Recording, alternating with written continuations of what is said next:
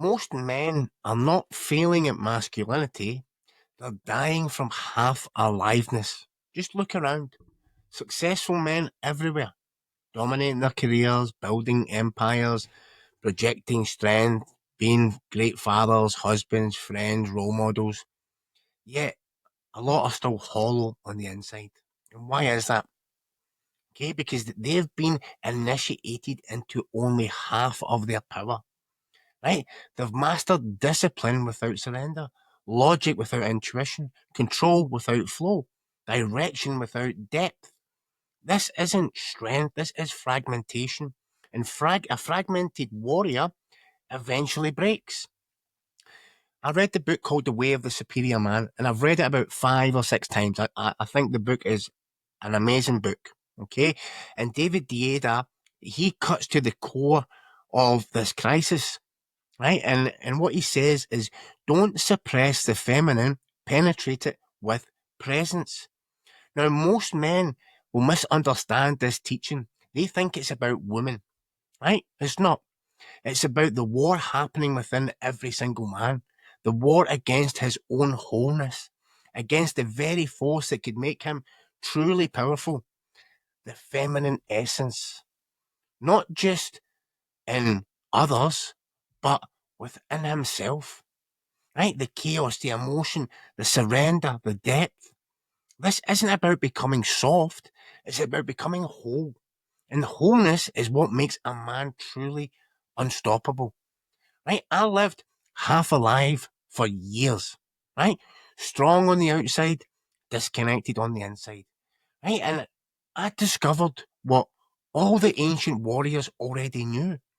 That true power comes not from dominance alone, but from integration. And today I'll show you the exact path that I walked from a fragmented, reactive man to somebody who can stand with undeniable presence, right? The path of the superior man who does not fear the storm or what life is going to throw at him. He just stands there rooted within it. Okay, because as I've said, for most of my life, I had no idea there was feminine energy within me, let alone did I understand that I was completely disconnected from it. All I knew was I had to be strong, I had to be tough, and big boys don't cry. Emotions, weakness, softness, vulnerability, forget about it.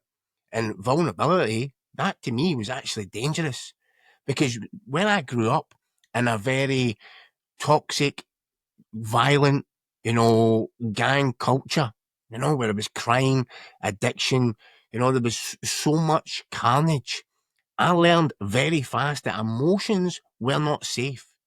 So I did what a lot of men in my situation, or a lot of men in general, I shut them down because society also helped, me look at it that way, that I had to shut it all down. I buried everything under alcohol, drugs, aggression, distraction.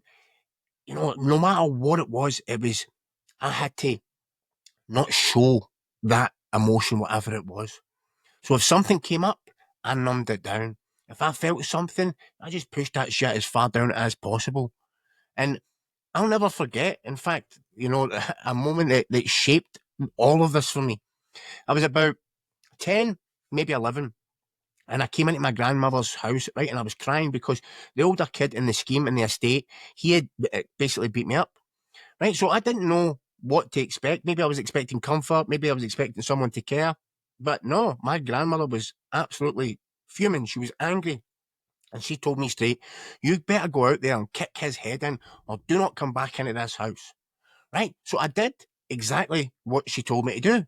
Right? And I surprised myself because you know what? I went out and beat up the kid and I beat him badly. It's so badly that my grandfather had to come outside and physically pull me off him. But that moment changed me forever. Right? It taught me that I wasn't allowed to be weak. I wasn't allowed to cry.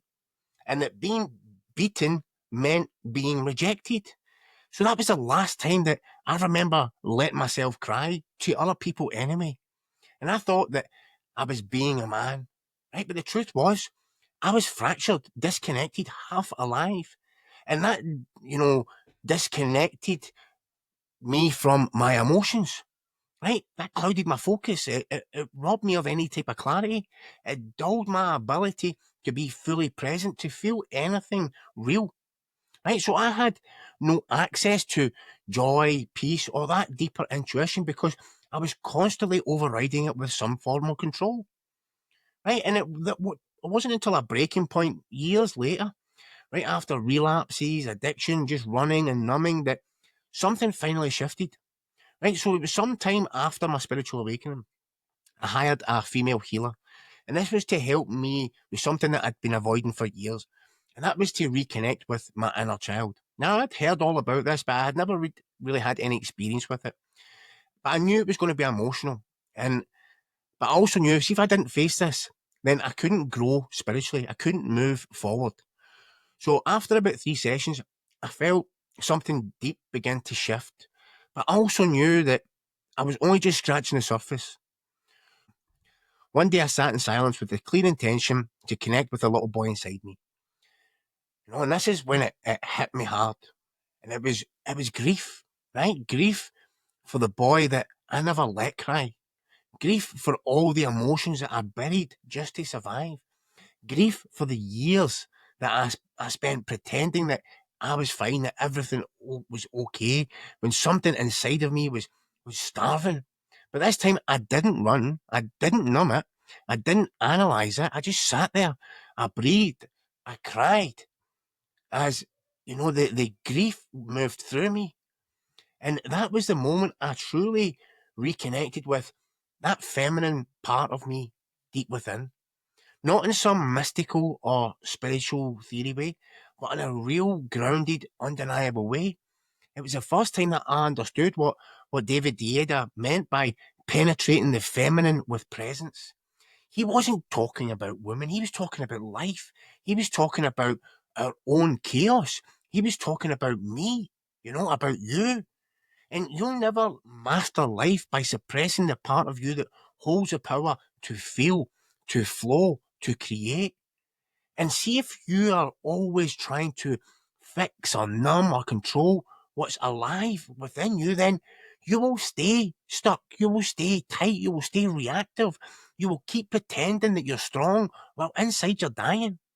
But when you can meet your own storm with presence, when you can stand in that chaos and stay grounded, that's when everything changes. That's when you stop suppressing the feminine and you start integrating it.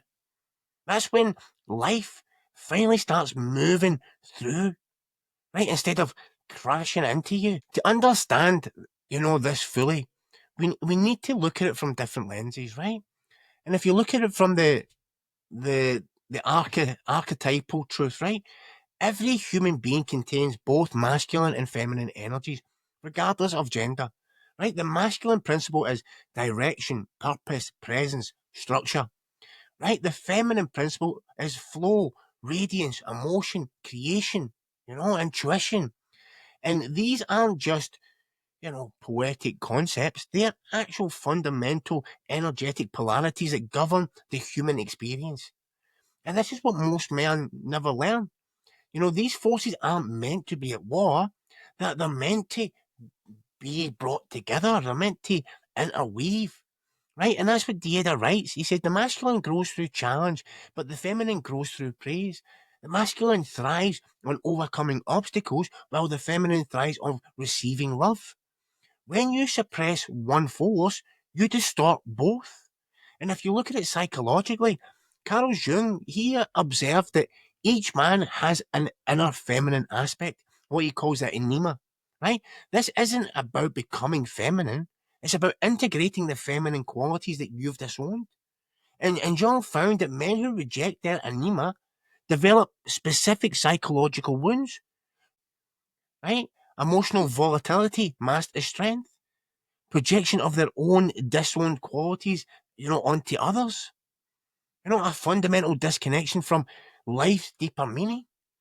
And these men often appear strong, but are internally fragile because they're at war with half of themselves.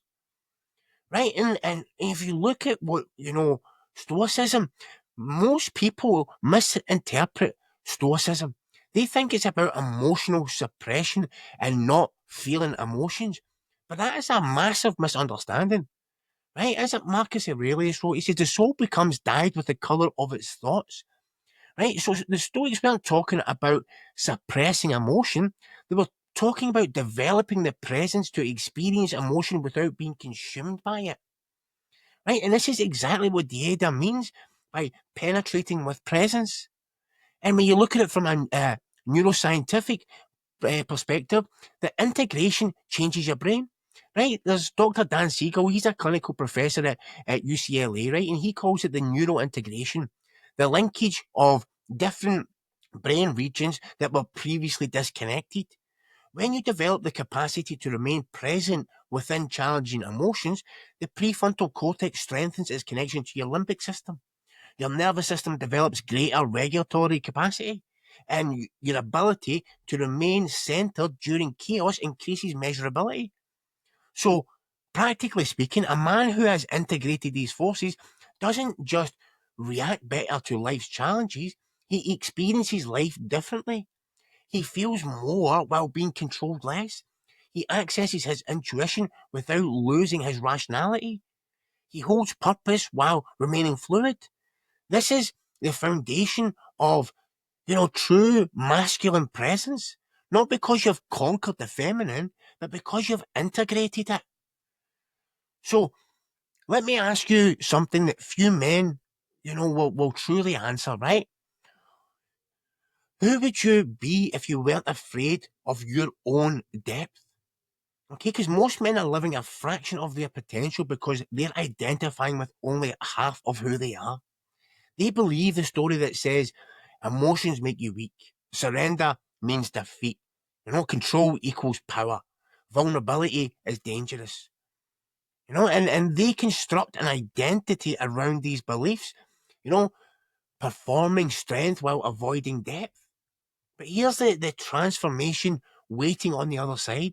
A man who stands in his full presence isn't a man who has conquered emotion. He's a man who can hold it without losing his center. This isn't just a practice, it's an identity shift. Okay, from a man who needs control to a man who can contain, from a man who fears the feminine to a man who penetrates with presence. So if you're looking at to put it in concrete terms, right? When your partner is emotional, what do? Do you try to fix or solve? Right? Controlling the feminine? Do you shut down or withdraw? Fearing the feminine? Or do you stand present while allowing the emotion to move? Penetrating with presence? What about when you feel fear or grief, arising? Do you numb it with distraction? Suppressing the feminine? Get consumed by it? Right? Drowning in the feminine? Or breathe into it with awareness? Penetrating with presence?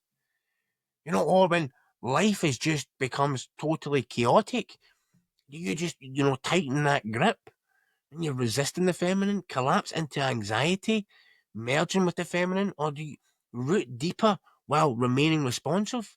And that's penetrating with presence. This isn't about changing what you do, it's about transforming who you are. Because the superior man isn't superior because he's conquered weakness, he's superior because he has integrated it into strength. He doesn't just perform masculinity, he embodies presence.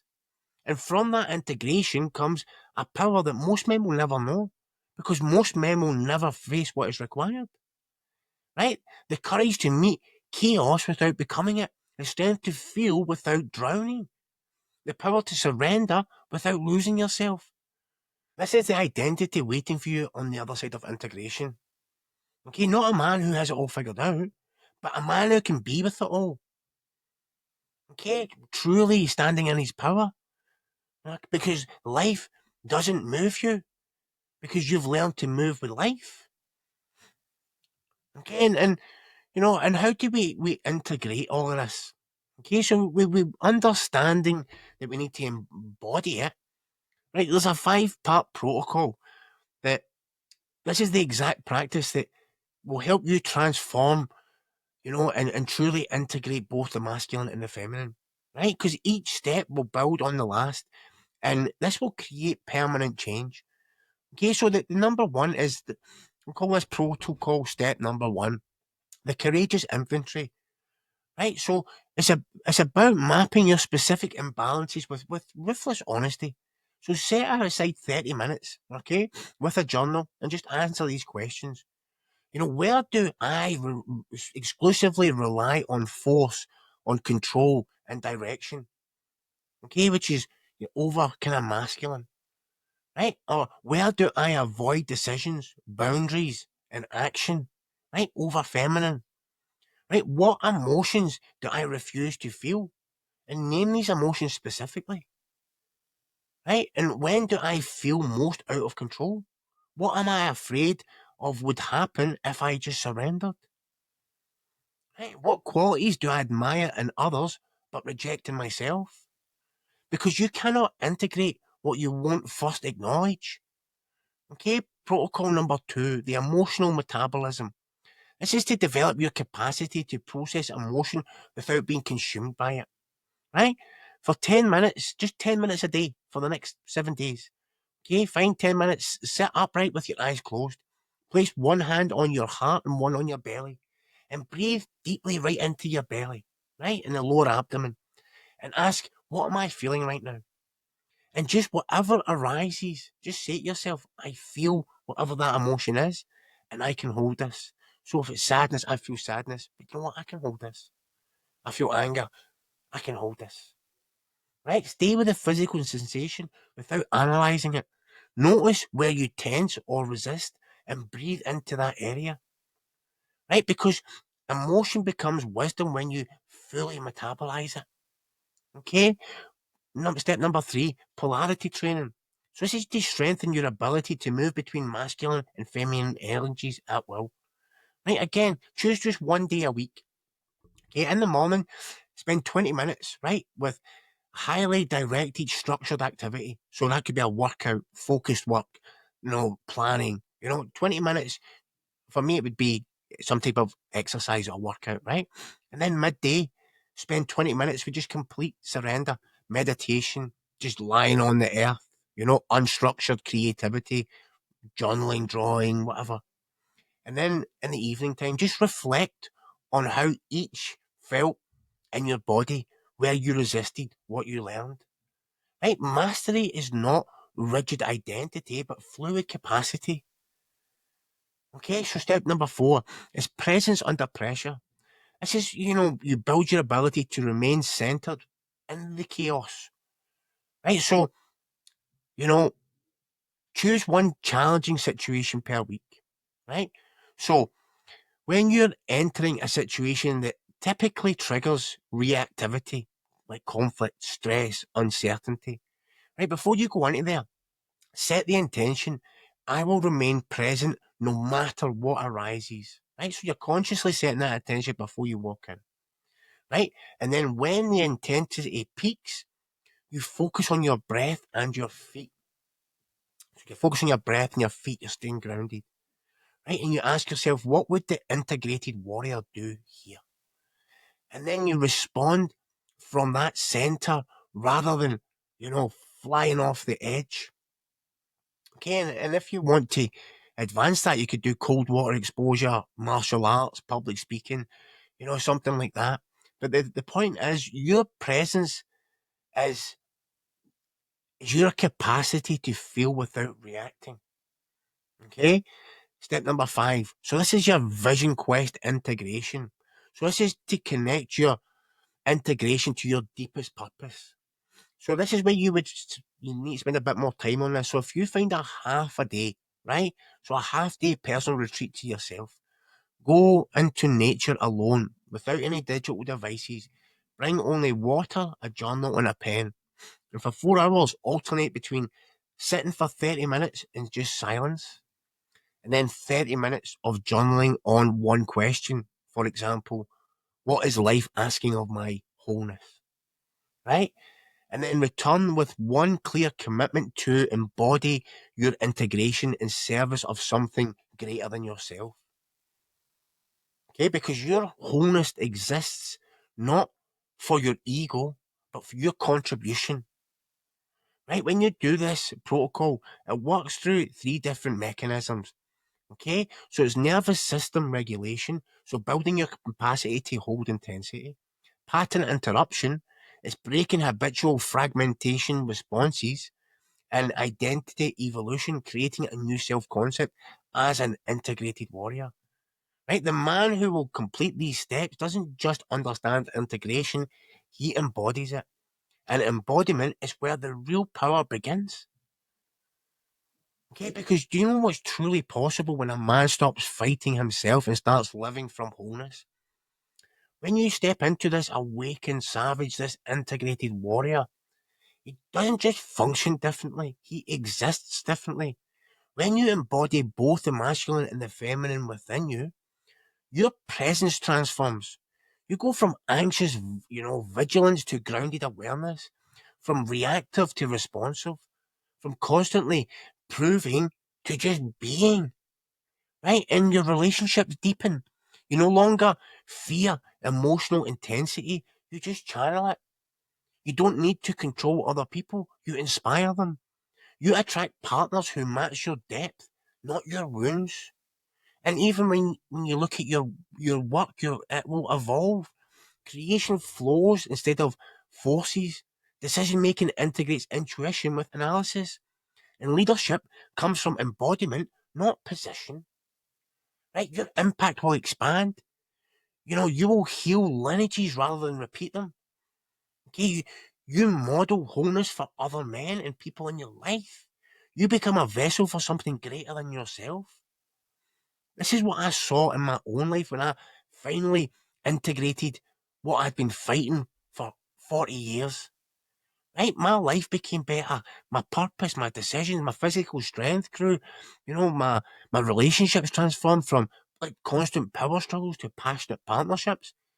My mission clarified from ego to service to others. But most importantly, I stopped exhausting myself trying to be half a man. The warrior's evolution isn't about reaching some perfect, end state. It's about developing the capacity to live in a dynamic balance, moving fluidly between structure and surrender, focus and flow, strength and sensitivity, not as opposing forces, but complementary powers. And this is what the Edda meant when he wrote the masculine is consciousness, whose nature is freedom, the feminine is energy, whose nature is love. When you integrate both within yourself, your consciousness becomes infused with love. Your energy becomes directed by freedom. And that integration doesn't make you less of a man. It makes you the man you were born to become. I just want you to place one hand on your chest, take one big deep breath, and ask yourself honestly, what part of myself have I been at war with? Because that war ends today, not through victory, not through surrender, but through integration. Right? The path that I've shown, it isn't easy. It's not supposed to be. It's a warrior's journey. It's the kind that forges men. Okay, so here's my challenge to you. In the comments, just type in I choose wholeness. Right? Just to declare your intention. Okay, not for the algorithm, but for power of the spoken commitment. And join the brotherhood. Subscribe and hit the notification bell. Because this is still the beginning of this journey. We're building a tribe of integrated warriors who refuse to live their fragmented lives. Okay, and share the call. If you know another man struggling with the weight of living half of his self, fighting himself every single day, send him this video, not as criticism, but as a lifeline. Because remember this truth. The most dangerous man isn't the one who has conquered the world. It's the one who has conquered the war within himself. Not through domination, but through integration. And that's the man who changes everything he touches. That's the man who leaves a legacy. That's the man you're becoming right now. And I'll walk beside you every step of this journey. I truly love you, brothers. Have a great day, and I'll catch you on the next one. I have another video for you here, and you can subscribe here. Take care.